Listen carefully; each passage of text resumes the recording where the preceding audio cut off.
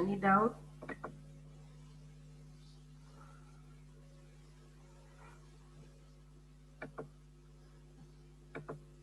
हमने प्रोग्राम बनाया था 2 नंबर में से बिगर नंबर फाइंड आउट करने का, है ना, कि find biggest number among 2 numbers. अब अगर 3 नंबर हुए तो उनमें से बिग नंबर कैसे फाइंड करेंगे? हमारे पास 3 नंबर है, ए, बी और सी। जैसे कि हम इनपुट लेते हैं, पहले वेरिएबल लिया a, int input enter first number.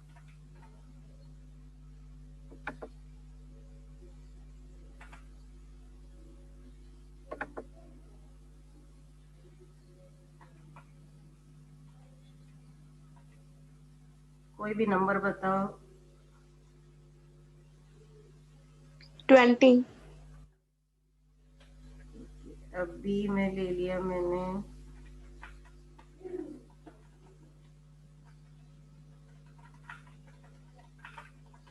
Enter second number. यहाँ बताओ बी के लिए 13। सी,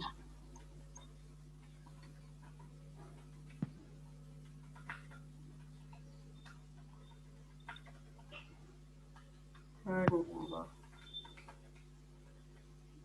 69। अब 15। 15। 15।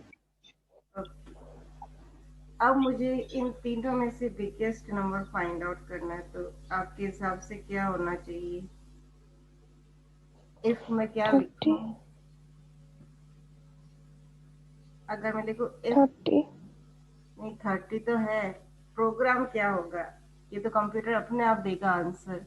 If we write a program of Python to find out the biggest number among 3, तो we have to prepare a program. उसके लिए हमें लॉजिक लगाना पड़ेगा।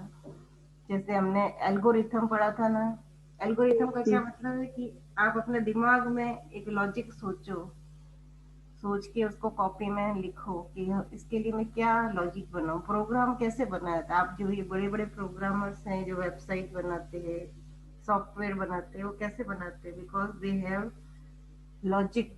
वो खुद बनाते हैं कि ये चीज बनाने के लिए क्या दिमाग लगाओ। तो वो लॉजिक जो हम दिमाग में सोचते हैं ना, उसी को बोलते हैं एल्गोरिथम। और उसी लॉजिक को अगर हम पिक्चर की फॉर्म में बनाते हैं, इनपुट लेने के लिए बॉक्स बना के, डिसीजन लेने के लिए डायमंड बॉक्स बनाया है, तो ये लॉजिक जब हम ड्रॉ करते हैं तो उसको बोलते हैं फ्लो चार्ट। और उसी लॉजिक को जब हम लिखते हैं फाइनली, उसको बोलते हैं प्रोग्राम। तीनों का लॉजिक सेम है। तो सबसे पहले एल्गोरिथम का जो ये प्रोग्राम हम माइंड में सोचेंगे कि हम कैसे क्या प्रोग्राम लिखें कि ये कंप्यूटर जो है तीनों में से बिगेस्ट नंबर फाइंड आउट करके देती। तो जैसे मैंने लॉजिक सोचा कि अगर मैं कहूँ A is, if A is greater than B, अगर ए बी से बड़ा है तो मैं इसको ग्रेटर नहीं कह सकती। अगर ए बी से बड़ा है, लेकिन हो सकता है सी ए से बड़ा हो, तो ग्रेटेस्ट कैसे निकलेगा? तो मैं क्या करूंगी, मैं ये पूछूंगी अगर ए बी से बड़ा है और बीच में जो एंड ऑपरेटर है, एंड लगा के मैंने कह दिया ए जो है वो सी से भी बड़ा है। यहाँ 2 लॉजिक लगाए मैंने। ए बड़ा कब होगा? जब वो बी से भी बड़ा होगा और सी से भी बड़ा होगा, तभी ए बड़ा होगा ना। अगर ये कंडीशन ट्रू है, एंड एंड मतलब तो दोनों ही कंडीशन ट्रू होनी चाहिए, तो क्या कंप्यूटर को लिख देना चाहिए print A, A is greatest. Greater.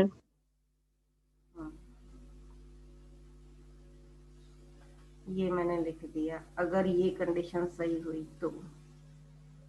अब दूसरी, अब क्योंकि एक और कंडीशन, यहाँ 3 डिजिट है तो मुझे एलिफ लगाना पड़ेगा। जब मल्टीपल कंडीशन हो तो क्या बताया था मैंने, एलिफ लगाना होगा। अब L. ये तो ए के लिए हो गया, अब बी ग्रेटर है, इसके लिए क्या लाइन लिखूं? B is greater than A and B is greater than C. Good. B A से भी बड़ा है और बी सी से भी बड़ा है। इस केस में क्या होगा, बी Is greatest.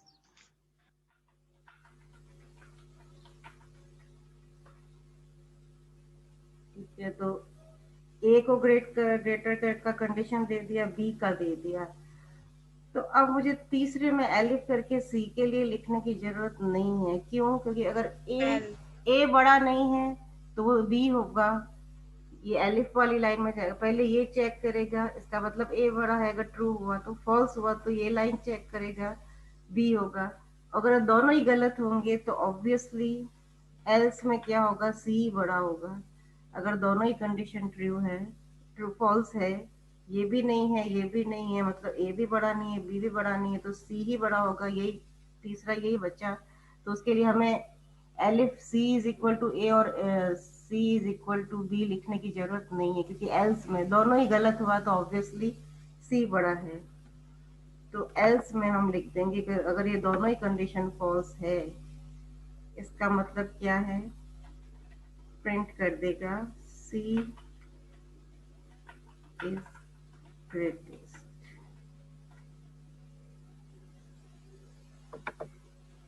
समझ में आया ये लॉजिक? अब देखो हम जैसे चेक करते हैं, ए की वैल्यू क्या है, 20 है और बी की है 30। क्या ए बी से बड़ा है? No, ma'am. नहीं बड़ा है ना। तो ये ए सी से जरूर बड़ा है, लेकिन ए बी से बड़ा नहीं है, पर ए सी से बड़ा है। लेकिन बीच में एंड लगा है, और नहीं लगा है। अगर और लगा होता तो दोनों में से एक राइट होता तो ट्रू हो जाती कंडीशन। बट बीच में एंड लगा है, इसका मतलब दोनों ही चीज सही होनी चाहिए। ए बी से भी बड़ा होना चाहिए और सी से भी बड़ा होना चाहिए। तो ये कंडीशन हो गई यहाँ फॉल्स। फॉल्स हो गई ना, क्योंकि ए बी से तो बड़ा है पर सी से बड़ा है। ए बी से बड़ा नहीं है लेकिन सी से बड़ा है, लेकिन एंड में दोनों ही कंडीशन ट्रू होनी चाहिए, इसलिए ये हो गई फॉल्स। तो कंप्यूटर इसको प्रिंट नहीं करेगा और एलिफ वाली कंडीशन को चेक करेगा। एलिफ में बी जो है वो ए से बड़ा है क्या ये कंडीशन सही है? Yes, ma'am. बी 30 और ए 20, ये सही है। और बी जो है वो सी से भी बड़ा है, Yes, ma'am. तो ये अब इस लाइन को प्रिंट कर देगा और एल्स में जाएगा ही नहीं। आउटपुट होगा 30 इज ग्रेटेस्ट लिखा हुआ आ गया। क्योंकि 30 क्यों लिखा हुआ, क्योंकि बी मैंने बिना कोट्स के लिखा है, तो बी की वैल्यू प्रिंट हो गई। उसके बाद इज ग्रेटर, इज ग्रेटेस्ट, बीच में मैंने स्पेस दिया है इसलिए स्पेस भी आया है, इज ग्रेटेस्ट। समझ में आया ये प्रोग्राम? Yes, ma'am. किसी को भी प्रोग्राम में डाउट है तो जरूर पूछना। Okay, ma'am. लॉजिक बनाना समझ में आया? Yes, ma'am. Yes, ma'am. अच्छा, अब इसी को, अब तुम बताओगे कितना समझ में आया। इसी चीज को हम रिवर्स करते हैं। मेरे पास 3 डिजिट है और तीनों में से सबसे छोटा नंबर फाइंड आउट करना है। Find out the smallest number among the 3 digit. तो अब स्टार्टिंग से आप ही बताओ मुझे, मैं क्या करूं। फर्स्ट लाइन में क्या? हम्म A, A in A int फिर ब्रैकेट इनपुट फिर से bracket enter the value of A फिर वो कॉमा आते हैं ना दो वो और फिर वो दूसरा जो आते हैं ए की वैल्यू बताओ। A की value 15 15। B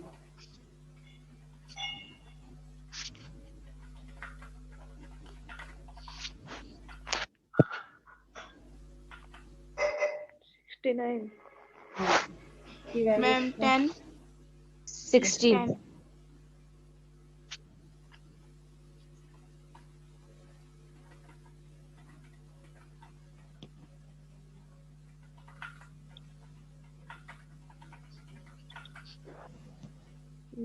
10 60.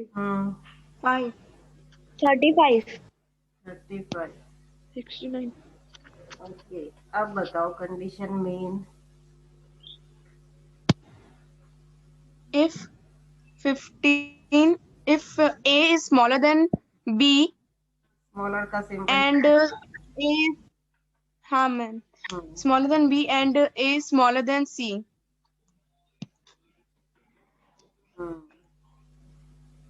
enter print print में क्या लिखूं? a हम्म और फिर है ना हाँ मैम ऊपर कॉमा फिर is greatest नहीं is smallest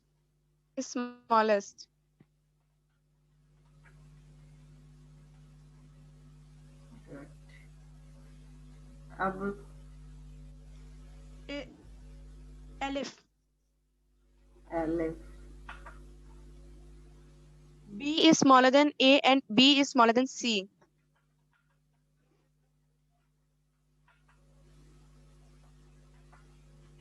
print b is smallest अब else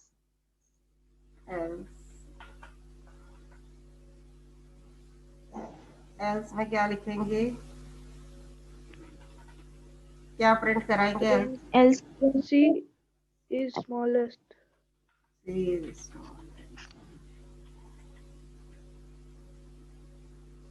अब देखते हैं इसको। क्या ए बी से छोटा है? ए में क्या 15, बी में है 10। मैम तो ये गलत No, हो ma'am. गया।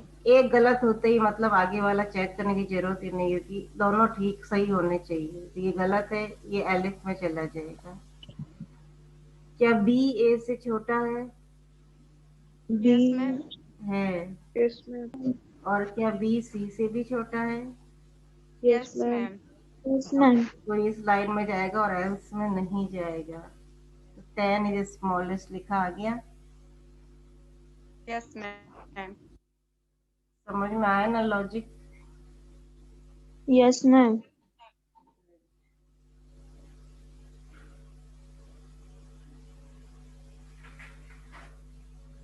अब हम लेते हैं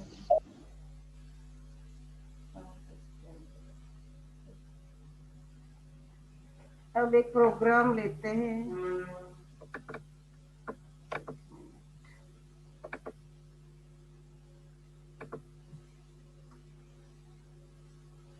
कंडीशन आपके पास ये है कि आपके जो ग्रेड्स आते हैं ना, जैसे कि ग्रेड है आपके ग्रेड 90 और 90 से ज्यादा है ग्रेड्स, किसी सब्जेक्ट में 90 या 90 से ज्यादा है तो आपको लिखा हुआ आएगा आउटस्टैंडिंग ग्रेड्स। और अगर आपके 75 से लेकर मतलब 75 और 75 से ज्यादा है लेकिन 90 से कम है तो गुड ग्रेड्स लिखा हुआ आना चाहिए। कंडीशन यहाँ लिखती हूँ, वर्ड में लिखते हैं तो समझ में आएगा।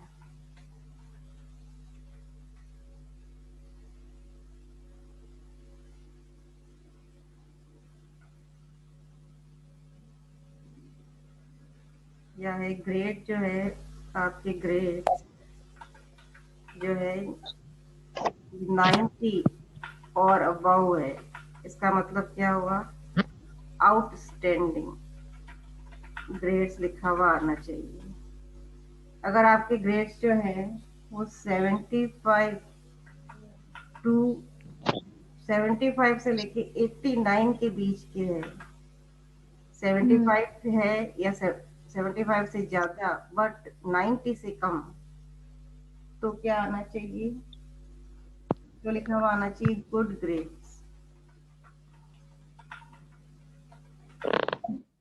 और अगर आपके ग्रेड 60 है या 60 से ज्यादा है लेकिन 75 से कम है, मतलब 74 तक है, तो आपको आना चाहिए एवरेज।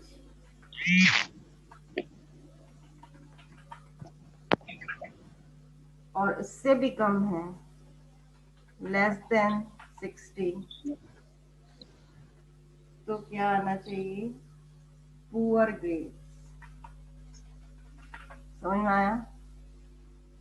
ग्रेड्स आपके 90 है, आपका कोई भी सब्जेक्ट है, एक ले लेते हैं, जैसे मैथमेटिक्स ले लिया, उसमें आपके ग्रेड आए हैं 90 या 90 से ज्यादा, तो लिखा हुआ आना चाहिए आउटस्टैंडिंग ग्रेड।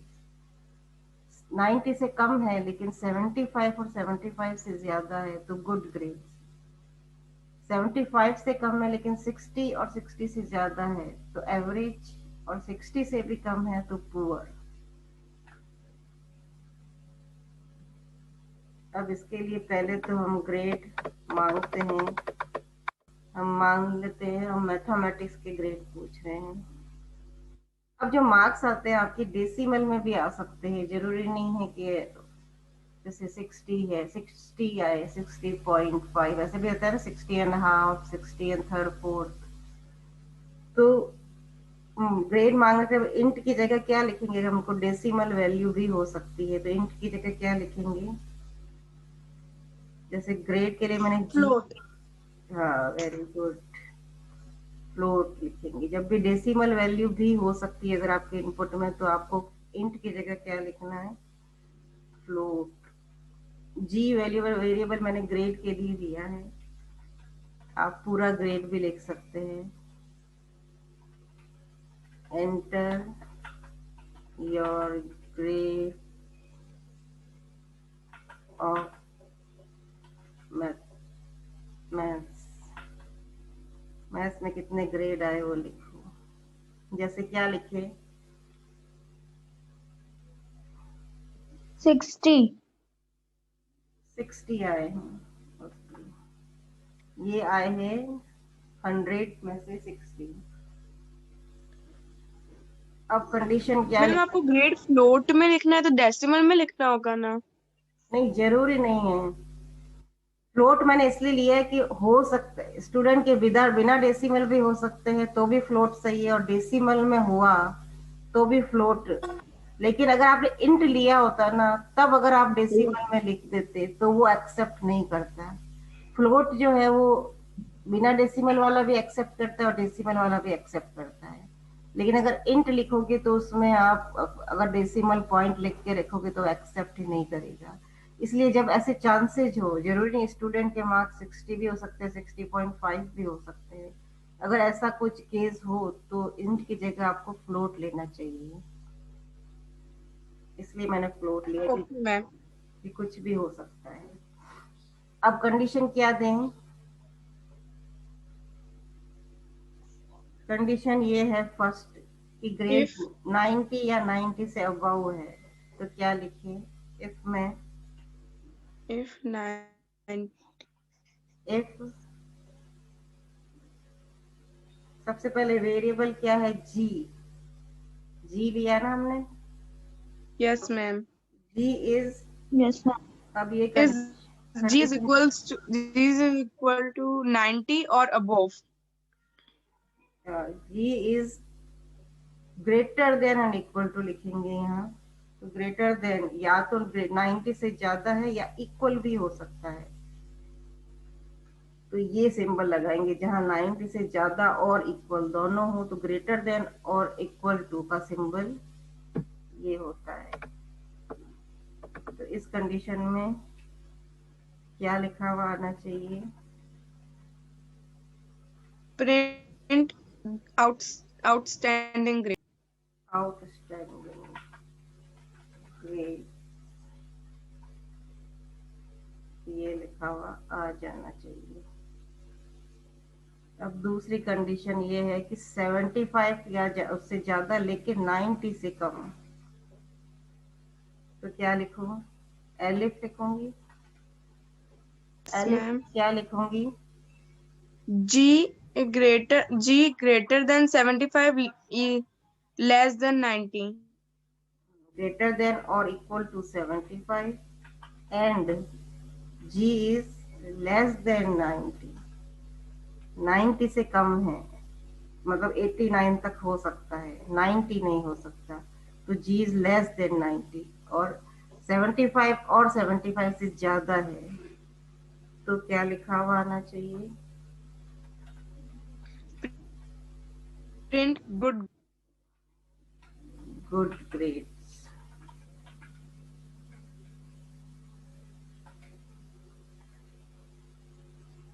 अब है 60 और 60 से ज्यादा लेकिन 75 से कम, तो फिर से हम क्या लगाएंगे? Elif. L. G is greater than is equals to 60 and G is smaller than 75. Very good. कौन बोल रहा है ये? Hazel ma'am. Very good. Less than 75।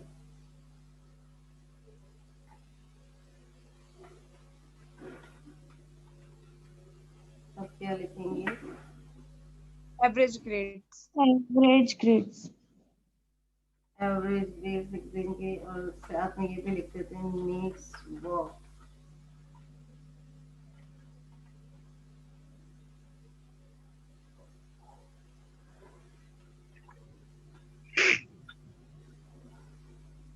ठीक है।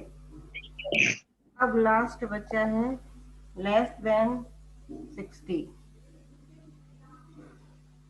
तो Else. Else. क्योंकि अगर ये सारी कंडीशन नहीं है तो 60 से कम ही है, तो एल्स करके हम क्या लिख देंगे? Else G. Poor grade. Print poor grades. Poor grades Need work. Order. ठीक है, तो ये हमारा प्रोग्राम, आपका लॉजिक सही लग रहा है बिल्कुल। ग्रेड जो है 60 है, क्या वो 60 90 और 90 अबव है? नहीं है, ये पहली कंडीशन रॉन्ग हो जाएगी, एलिफ में जाएगा। क्या 60 जो है 75 से ज्यादा है? 75 और 90 की रेंज में नहीं है, ये भी कंडीशन रॉन्ग है, एलिफ में जाएगा। अब 60 जो है वो या ग्रेटर देन और इक्वल टू 60, ये कंडीशन सही हो गई, और 75 से कम है, तो ये एवरेज ग्रेड्स लिखना चाहिए और एल्स में ये जाएगा ही नहीं, ये प्रिंट करके बाहर आ जाएगा। एवरेज ग्रेड्स आ गया? Yes ma'am.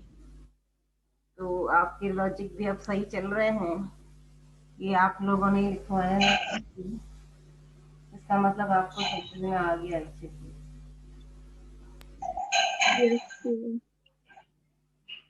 Okay. So like that you can make any logic.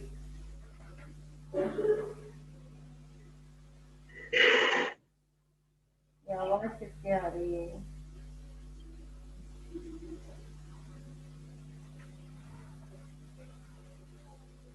समझ में आया if elif concept? Yes ma'am. Yes, ma'am. हाँ,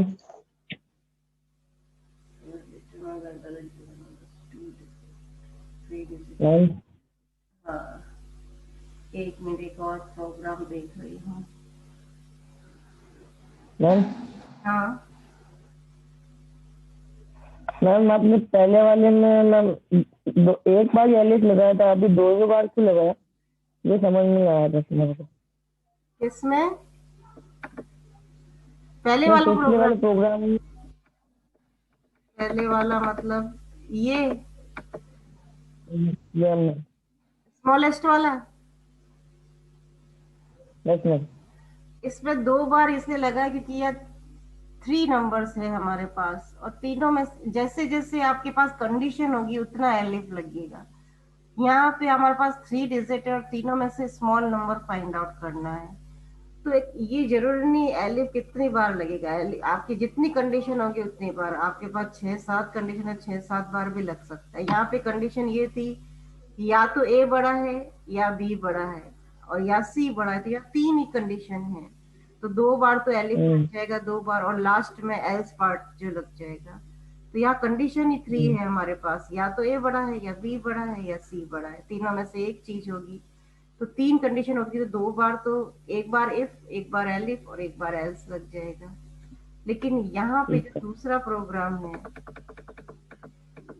इसमें हमारे पास कंडीशन कितनी सारी है। यहाँ पे या तो कितनी कंडीशन दे रखी है यहाँ पे मैंने, कि या तो 90 या 90 से अबाव होगा, तो यहाँ इफ लगेगा।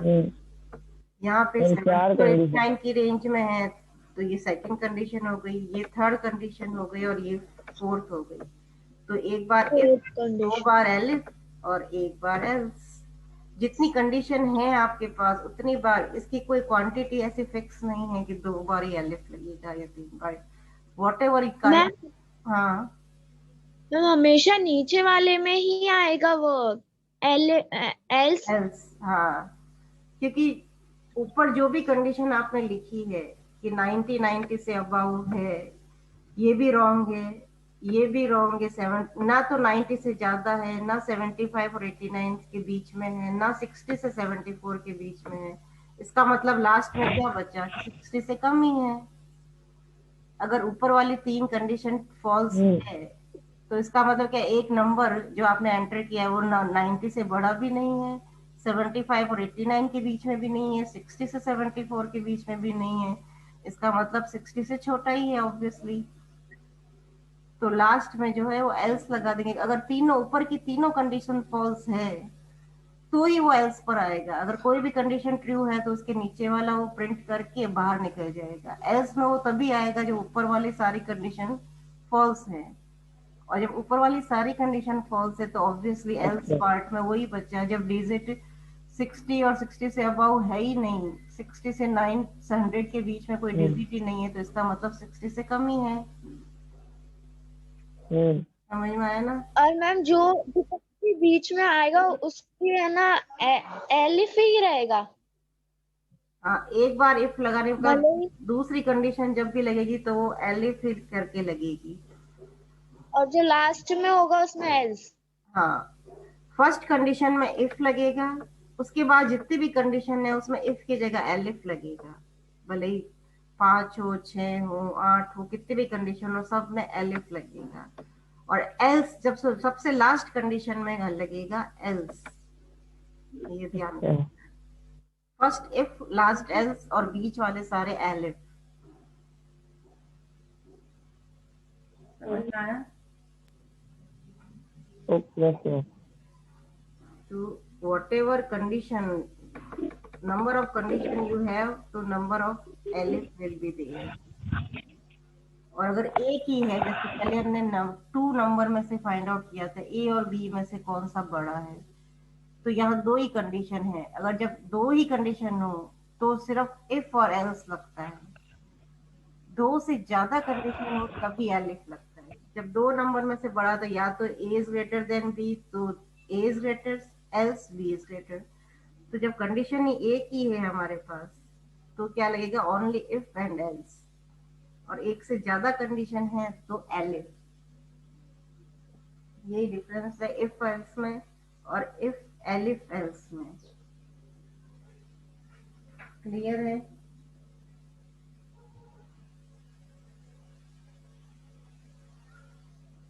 क्लियर हो गया ना सबको? कोई डाउट है किसी को? No ma'am. No ma'am.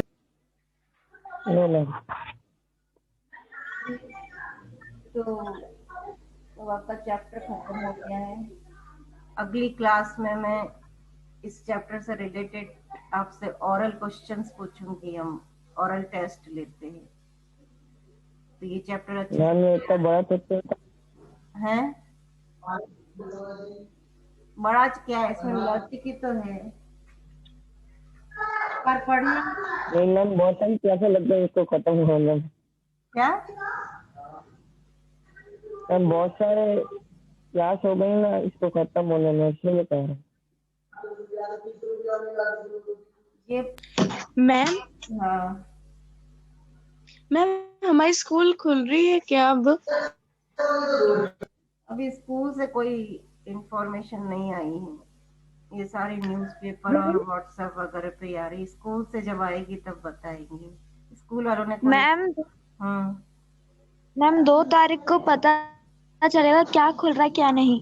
हाँ, वो पता चलेगा। मैम आज पेपर में आया था कि है ना 6 से 8 तक के स्कूल खुल रहे हैं। हाँ, पेपर में तो आया है। हाँ मैम 8 तारीख को। हाँ, तो स्कूल खुलेंगे तो अभी आपके पेरेंट्स जो परमिशन देंगे वही बच्चा है। जैसे 9 से 12 खुल गए हैं लेकिन बच्चे नहीं आ रहे। हर क्लास में हर सेक्शन में 8 to 10 इतने ही बच्चे आ रहे हैं। तो जो तो मैम ऑनलाइन क्लास भी हो रही है और ऑफलाइन भी हो रही है। स्कूल में जो आ रहे हैं उनको स्कूल में पढ़ाने के साथ साथ हम लैपटॉप ऑन करके ऑफलाइन भी ऑनलाइन भी पढ़ा रहे हैं क्योंकि ज्यादा बच्चे घर में मैम हम्म मैम जो बच्चे स्कूल नहीं आए हैं उनका एग्जाम ऑनलाइन हो सकता है क्या मैम? एग्जाम का तो अभी कुछ आया ही नहीं है। वो तो अभी तो बच्चों पे कोई फोर्स नहीं है आने के लिए। एग्जाम के टाइम क्या रहता है वो फिर डिसाइड करेंगे बाद में। अभी तो अगर स्कूल खुल जाते तो वो बच्चे ही आएंगे जिनके पेरेंट्स परमिशन देंगे, और जो नहीं आएंगे उनकी भी बराबर पढ़ाई होगी। स्कूल में पढ़ाएंगे वो उनको ऑनलाइन भी पढ़ाएंगे। तो एग्जाम में भी कुछ ऐसा ही होगा, कोई फोर्स नहीं होगा। मैम एग्जाम ऑनलाइन होगा या ऑफलाइन? उसका अभी वो